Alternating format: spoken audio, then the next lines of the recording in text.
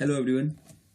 आज हम डिस्कस करने जा रहे हैं इस साल का सबसे इम्पोर्टेंट टॉपिक जो है बजट 2021। देखेंगे क्या क्या इस बजट में खास है, समझेंगे बजट के हमारे देश में कौन कौन से संवैधानिक प्रावधान हैं। उन सारी बातों को डिस्कस करने की कोशिश करेंगे जिससे कि हमारी परीक्षा के प्रश्न बनाए जाते हैं। तो देरी न करते हुए शुरू करते हैं हमारा टॉपिक। सबसे पहले हम ये देख लेते हैं बजट है क्या। तो अगर मैं बात करूं भारत में बजट का इतिहास, तो एक लाइन में पहले बजट समझ लेते हैं, उसके बाद फिर जानने की कोशिश करते हैं कि भारत में बजट का इतिहास क्या रहा है, और फिर हम वर्तमान जो बजट आया है 1 फरवरी को, उसमें देखेंगे कि क्या खास बातें हैं। तो क्या है बजट? सरकार के व्यय तथा प्राप्ति का आगामी वर्ष के लिए अनुमान होता है, यानी कि आने वाले वर्ष के लिए सरकार का कितना व्यय होगा, कहां से कितनी प्राप्ति होगी, इसका एक लेखा जोखा होता है, उसी को बजट कहा जाता है। ठीक है, और आपको ये बात याद रख लेनी है। अब क्वेश्चन उठता है हमारे देश में बजट की शुरुआत कैसे हुई। सर्वप्रथम भारत में बजट 18 फरवरी 1860 को ब्रिटिश आर्थिक सदस्य जेम्स विल्सन ने पेश किया था। यानी कि हमारे देश में बजट की शुरुआत 1860 में हुई थी, जब हमारे देश में अंग्रेजों का शासन था। अंग्रेजों के शासन के दौरान जेम्स विल्सन नामक व्यक्ति ने यह बजट पेश किया था, और यह भारत के इतिहास में पहला बजट था। और शुरुआत में दोनों बजट सेम आते थे, कोई रेल बजट अलग नहीं था, नॉर्मल बजट नहीं था, दोनों बजट अलग थे। लेकिन क्या हुआ, 1924 में एक वर्ग समिति की सिफारिश पर सामान्य बजट को रेल बजट से अलग कर दिया गया। ठीक है, ये आपको याद रखना है। 1924 में सामान्य बजट को रेल बजट से अलग कर दिया गया और दोनों बजट अलग अलग आने लगे, और यह परंपरा 2017 तक चलती रही। लेकिन 2016 के बजट में तत्कालीन हमारे वित्त मंत्री श्री अरुण जेटली जी ने यह अनाउंस किया कि आने वाले बजट में रेल बजट और साथ ही सामान्य बजट दोनों अलग होंगे। तो हुआ क्या, लेकिन 2017 में विवेक देबरॉय समिति की सिफारिश पर, ध्यान से सुनिएगा, ये याद आपको रखना है, विवेक देबरॉय समिति की सिफारिश पर एक बार फिर रेल बजट को सामान्य बजट में शामिल किया गया। ये आपको याद रखना है, यानी कि 1924 में अलग किया गया था, लेकिन 2017 में दोबारा से विवेक देबरॉय समिति की सिफारिश पर इस बजट को शामिल कर लिया गया। और आपको याद रखना है, स्वतंत्र भारत का पहला बजट आर.के. समुखन चेट्टी के द्वारा 26 नवंबर 1949 को पेश किया गया था। यानी कि स्वतंत्र भारत का पहला बजट किसने पेश किया था? तो आर.के. समुखन चेट्टी ने यह बजट पेश किया था हमारी संसद में। ये मेन बातें हो गई हमारे बजट की। अब हम देख लेते हैं हमारे बजट में क्या कोई संवैधानिक प्रावधान है, क्या हमारे संविधान में कहीं पर भी बजट शब्द को इस्तेमाल किया गया या नहीं किया गया, जानने की कोशिश करेंगे। देखो क्या है, भारतीय संविधान के अनुच्छेद 112 में वित्तीय विवरण शब्द को परिभाषित किया गया है। इसमें कहा गया है कि राष्ट्रपति संसद में वित्तीय विवरण पेश कराएंगे।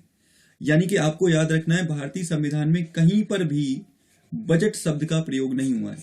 अगर हम ये कहें कि भारतीय संविधान में बजट शब्द का प्रयोग हुआ है, ऐसा बिल्कुल भी नहीं है। कहीं पर भी बजट शब्द का प्रयोग भारतीय संविधान में नहीं हुआ है। इसकी जगह भारतीय संविधान के अनुच्छेद 112 में वित्तीय विवरण शब्द का प्रयोग किया गया है, यानी कि इसको परिभाषित किया गया और ये कहा गया कि राष्ट्रपति प्रत्येक साल संसद में बजट पेश कराएंगे। ये आपके दिमाग में बात रहनी चाहिए। अब हम हमारे इस बजट की कुछ हाइलाइट्स देख लेते हैं कि जो अभी 2021-22 का जो बजट आया है, इसमें क्या खास है, कौन कौन सी चीजें खास हैं। सो ध्यान से सुनिएगा, समझिएगा क्या है। 1 फरवरी 2021 को वित्त मंत्री निर्मला सीतारमण ने संसद में बजट पेश किया, और आपको याद रखना ये उनका तीसरा बजट था। यानी कि इससे पहले वो 2 बार और बजट पेश कर चुकी हैं एज अ वित्त मंत्री। वित्त मंत्री ने पहली बार पेपरलेस बजट पेश किया। ये अपने आप में काफी ज्यादा हाईलाइटिंग बात है कि वित्त मंत्री के द्वारा पहली बार कैसा पेपरलेस बजट पेश किया गया है। यानी कि इस बजट को पूर्ण रूप से डिजिटल रूप में पेश किया गया है हमारी वित्त मंत्री के द्वारा, जिनका नाम है निर्मला सीतारमण। आगे हम समझ लेते हैं बजट के मुख्य प्रावधान कहाँ हैं, क्या की हाईलाइट हैं, वो जानने की कोशिश करते हैं। बजट के मुख्य प्रावधान, पीएम आत्मनिर्भर स्वस्थ भारत योजना शुरू की जाएगी, जिसके तहत क्या होगा, भारत सरकार एक बड़ा अमाउंट, ध्यान से सुनिएगा, बड़ा अमाउंट क्या करेगी, स्वास्थ्य के क्षेत्र पर खर्च करेगी, ताकि भारत में कोरोना जैसी किसी बड़ी बीमारी से निपटा जा सके। और इसके लिए सरकार 6 साल में कितना खर्च करेगी, 64,180 करोड़ रुपए खर्च करेगी, जो कि बहुत ज्यादा बड़ी राशि है। ठीक है, ताकि स्वास्थ्य की समस्याओं का समाधान तेजी से निकाला जा सके। इसके साथ सभी जिलों में लैब की सुविधा होगी, साथ ही 3,382 ब्लॉक में स्वास्थ्य यूनिट का निर्माण होगा, और WHO के तहत वन हेल्थ इंस्टीट्यूशन ओपन किया जाएगा। यानी कि हमारे देश में WHO के तहत वन हेल्थ इंस्टीट्यूशन भी ओपन किया जाएगा। ये सरकार ने इसमें सारे लक्ष्य रखे हैं, और खास करके स्वास्थ्य के क्षेत्र में सरकार ने काफी ज्यादा अच्छा काम किया है, काफी ज्यादा स्वास्थ्य के क्षेत्र में सरकार ने ध्यान दिया है। अगला जो हमारा टॉपिक है, अगला जो हमारा इसकी बात है, सरकार ने इस बजट में टैक्स स्लैब में कोई बदलाव नहीं किया। अगेन इंपॉर्टेंट, सरकार ने टैक्स स्लैब में किसी प्रकार का कोई बदलाव नहीं किया है। लेकिन साथ ही सरकार ने 75 साल से अधिक आयु के सरकारी सेवानिवृत्त कर्मचारियों को आयकर से मुक्त कर दिया है। सरकार का कहना है कि जिनकी उम्र 75 साल से अधिक है उनके ऊपर किसी प्रकार का कोई आयकर यानी कि टैक्स नहीं लगेगा। साथ ही सरकार ने टैक्स स्लैब में कोई परिवर्तन नहीं किया है, यानी कि टैक्स स्लैब में सरकार ने कोई बदलाव नहीं किया है, ये भी आपको याद रखना। एक और बात मैं आपको याद दिला देता हूं, ऐसा नहीं है कि सभी 75 ईयर्स के लोग टैक्स से उनको एग्जम्प्ट किया गया है, नहीं। अगर मान लो कोई कंपनी का सीईओ है जिनकी उम्र 75 से ज्यादा है तो उनको तो टैक्स देना ही पड़ेगा, लेकिन यहां पर बोला गया है कि वो लोग जो सरकार की सेवा में थे, ठीक है, लेकिन वर्तमान में वो रिटायर हो गए और किसी प्रकार की कोई सेवा नहीं दे रहा है, तो उनको इससे मुक्त रखा गया है, ठीक है, ये आपको याद रखना है। उसके बाद सरकार ने इस बजट में पोषण पर अधिक ध्यान दिया है। सरकार का जो काफी इंपोर्टेंट फोकस है, पोषण पर अधिक ध्यान दिया है। सरकार पोषण मिशन तथा पोषण अभियान को मिलाकर एक नया अभियान लाने की तैयारी कर रही है। साथ ही सरकार का इस बजट में साफ जल तक सभी की पहुंच, क्लीन एयर के लिए कार्यक्रम लाने जा रही है। प्रदूषण की समस्या के समाधान के लिए सरकार 20 साल पुराने वाहनों को चलन से बाहर करने की नीति भी ला रही है। कहने का मतलब यह है, सरकार ने पोषण पर बहुत ध्यान दिया है।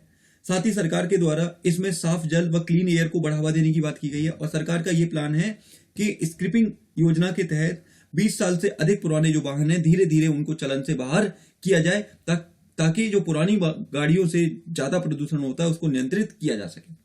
उसके बाद हमारा आगे बात करते हैं, आत्मनिर्भर भारत की पहल को तेज करने के लिए नए कार्यक्रम लाने जा रही है। भारत सरकार का सपना है कि हम तेजी से आत्मनिर्भर बने, हमारा देश तेजी से आत्मनिर्भर बने, इसलिए सरकार कुछ अन्य कार्यक्रम चलाने जा रही है, लेकिन क्या कार्यक्रम है उसका अभी पूर्ण रूप से खुलासा नहीं किया गया।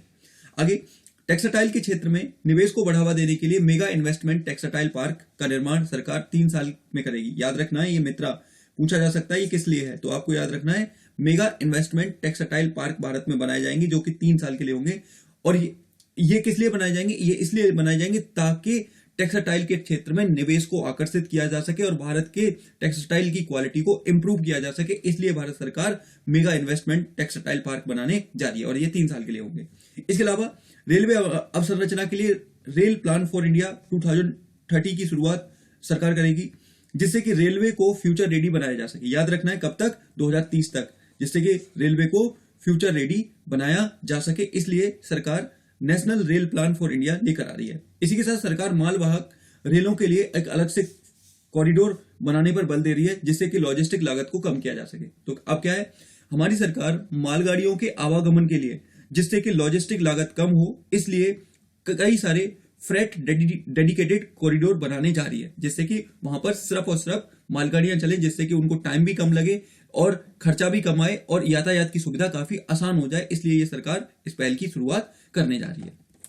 आगे देखते हैं, आगे क्या है, पेट्रोलियम व प्राकृतिक गैस में क्या किया गया है। उज्ज्वला स्कीम को सरकार और विस्तार रूप देने पर बल दे रही है, यानी कि भारत सरकार के द्वारा प्रधानमंत्री उज्ज्वला योजना के तहत मुफ्त में 8 करोड़ लोगों को गैस सिलेंडर दिए गए थे। साथ में सरकार ने हाल में ही घोषणा की है कि 1 करोड़ लोगों को और ये गैस कनेक्शन दिए जाएंगे। साथ ही सरकार का प्लान है कि जम्मू कश्मीर में एक पाइपलाइन का निर्माण किया जाए, जिससे कि जम्मू कश्मीर के क्षेत्र में भी गैस, प्राकृतिक गैस व पेट्रोलियम की सुविधा हो सके और हमारा देश प्राकृतिक गैस इकोनॉमी पर आधारित होने लगे। ये सरकार का प्लान है।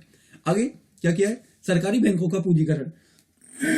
सरकार ने क्या किया है, आपको पता है हमारे सरकारी बैंक एनपीए के संकट से काफी ज्यादा गुजर रहे हैं। अब ये एनपीए क्या होता है, मैंने इस पर डेडिकेटेड वीडियो बनाया हुआ है, अगर आप चाहें तो उसमें देख सकते हैं। सरकार बैंकों का पूंजीकरण क्या है, सरकारी बैंकों को मजबूत करने के लिए सरकार 20,000 करोड़ रुपए इन बैंकों को देगी। यानी कि जो सरकारी बैंक है, जैसे आपका एसबीआई है, पंजाब नेशनल बैंक है, केनरा बैंक है, इनको 20,000 करोड़ रुपए देगी ताकि ये एनपीए के संकट से निपट सकें और अच्छे से खुलकर काम कर सकें। इसके अलावा कोविड-19 के कारण सरकार का अनुमान है कि इस साल राजकोषीय घाटा जीडीपी का 9.5% रहेगा। यानी कि हमारा जीडीपी का हमारा जो राजकोषीय घाटा है उसके बढ़ने की बहुत ज्यादा उम्मीद है, और बढ़ना तो लाजमी है कि जिस तरह लॉकडाउन रहा, लॉकडाउन के कारण सारी चीजें बंद रही, तो ये तो बढ़ना ही है। तो ये भी देखने को मिल रहा है। और आपको याद रखना है 2003 में एक एक्ट आया था जिसका नाम था FRBM एक्ट, ठीक है। FRBM एक्ट के अनुसार ये कितना 6% अधिक है, यानी कि FRBM एक्ट में कहा गया था कि 3.5% होना चाहिए, ठीक है, लेकिन ये लगभग 6% अधिक है। तो ये भी अपने आप में समस्या है कि हमारा राजकोषीय घाटा लगातार बढ़ता जा रहा है, ये भी आपको याद रख लेना। अब हम ये समझने की कोशिश करेंगे कि इस बजट में सबसे ज्यादा अकोलेशन किसके लिए पैसा दिया गया है, ठीक है, सरकार का कलेक्शन किसके लिए सबसे ज्यादा है, सो वो जानने की कोशिश करेंगे। ध्यान से सुनिएगा, सबसे ज्यादा सरकार ने इसमें दिया है डिफेंस को, ये आपको याद रखना है। सरकार ने सबसे ज्यादा इस बजट में डिफेंस को दिया है। अब क्वेश्चन उठता है ऐसा क्यों किया है, डिफेंस को ही क्यों दिया गया है? तो आपको पता है चाइना के साथ जिस तरह हमारी टेंशन चल रही है, पाकिस्तान के साथ जिस तरह हमारी टेंशन चल रही है, तो इस वजह से इसमें सबसे ज्यादा खर्चा जो किया गया है, जो सबसे ज्यादा पैसा दिया गया है, वो किसको दिया गया है? डिफेंस को दिया गया है। इसके अलावा consumer affairs, food and public distribution को दिया गया है, ये मिनिस्ट्रीज हैं, इनको दिया गया है। फिर होम अफेयर्स को दिया गया है, रूरल डेवलपमेंट को दिया गया है, एग्रीकल्चर फार्मर वेलफेयर को दिया गया है, रोड ट्रांसपोर्ट एंड हाईवेज को दिया गया है, रेलवेज को, education, health, family, housing and urban affairs, यानी कि बड़ी मात्रा में सरकार ने सभी मिनिस्ट्रीज को पैसा डिस्ट्रीब्यूट किया। लेकिन आपको ये दो याद रखनी है, जिसमें एक डिफेंस है और दूसरा consumer affair, food public distribution है, जिनमें बड़े लेवल पर पैसा दिया गया है। तो ये सारी चीजें आपको याद रख लेनी है। आगे देखते हैं, अब सरकार के पास पैसा कहां से आता है और कहां पे जाता है। सबसे पहले हम समझते हैं कि पैसा कहां से आ रहा है, ठीक है, रुपी कम्स इन, तो कहां से आता है ये समझने की कोशिश कीजिए। अब देखो, बोरोइंग एंड अदर लायबिलिटीज, हमारी सरकार के पास एक बड़ा पैसा कहां से आ रहा है? बोरोइंग और अदर लायबिलिटी से आ रहा है, ठीक है। इसके बाद दूसरे नंबर पे जो सबसे ज्यादा पैसा आ रहा है वो कहां से आ रहा है? GST से आ रहा है। और तीसरे नंबर पे जो सबसे ज्यादा पैसा आ रहा है वो इनकम टैक्स से आ रहा है। उसके बाद फिर तो यहाँ पे लिखा हुआ है कॉर्पोरेशन टैक्स है, फिर यूनियन एक्सरसाइज ड्यूटी है, फिर नॉन रेवेन्यू है, नॉन डेप्ट कैपिटल रिसिप्ट्स है, कस्टम्स है। तो अलग अलग एरिया से हमारी सरकार पैसा लेती है और इसी पैसे के अनुमान पर हमारा बजट जारी किया गया कि आने वाले साल में सरकार क्या क्या करेगी और किस किस तरह की सरकार की योजनाएं होंगी। अब देखते हैं यहाँ पे रुपी गोज आउट, रुपया जाता कहां है।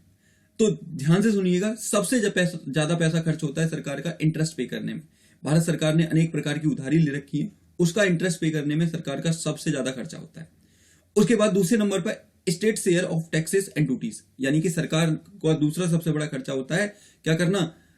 स्टेट का शेयर देना, उनके टैक्सेस और ड्यूटीज को फुलफिल करना, इसमें सरकार का बहुत बड़ा खर्चा होता है। तीसरा, सेंट्रल सेक्टर स्कीम, सरकार की जो स्कीम्स हैं उनमें बहुत बड़ा खर्चा होता है। जैसे कई सारी स्कीमें जो पूर्ण रूप से सरकार की हैं, जैसे आयुष्मान भारत योजना और बहुत सारी हैं, सौभाग्य योजना, ये सारी की सारी इसमें बहुत बड़े लेवल पर सरकार का खर्चा होता है।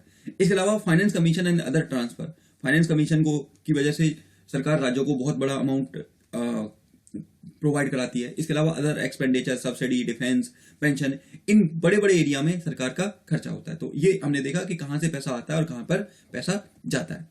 तो ये थी बजट की मोटी मोटी बातें जो हमने जानने की कोशिश की, समझने की कोशिश की कि किस तरह बजट में चीजें लाई गई हैं और इस बजट में किस तरह चीजें इंट्रोड्यूस की गई हैं। ये मेरा छोटा सा डिस्कशन था। अगर ये मेरी वीडियो आपको पसंद आती है तो इसे लाइक करें, शेयर करें और मेरे चैनल को सब्सक्राइब करें, ताकि मैं ऐसा ही वीडियो बनाता रहूं जो कि आगामी किसी भी परीक्षा के लिए काफी ज्यादा लाभदायक है। और हाँ, इसके बेस पर मैं शाम को एक क्वेश्चन आंसर सीरीज शुरू की है मैंने, उसमें कुछ करंट के अफेयर्स और कुछ ट्रेडिशनल क्वेश्चंस को तैयार करके हम 15 से 20 क्वेश्चन देखते हैं। सो आप लोग अगर उस सीरीज को ज्वाइन करना चाहते हैं तो वो सीरीज 9 बजे स्ट्रीमिंग होती है, 9 बजे, तो वो भी आप देख सकते हैं, ठीक है। सो तब तक के लिए आप सभी का धन्यवाद। God bless you all of you.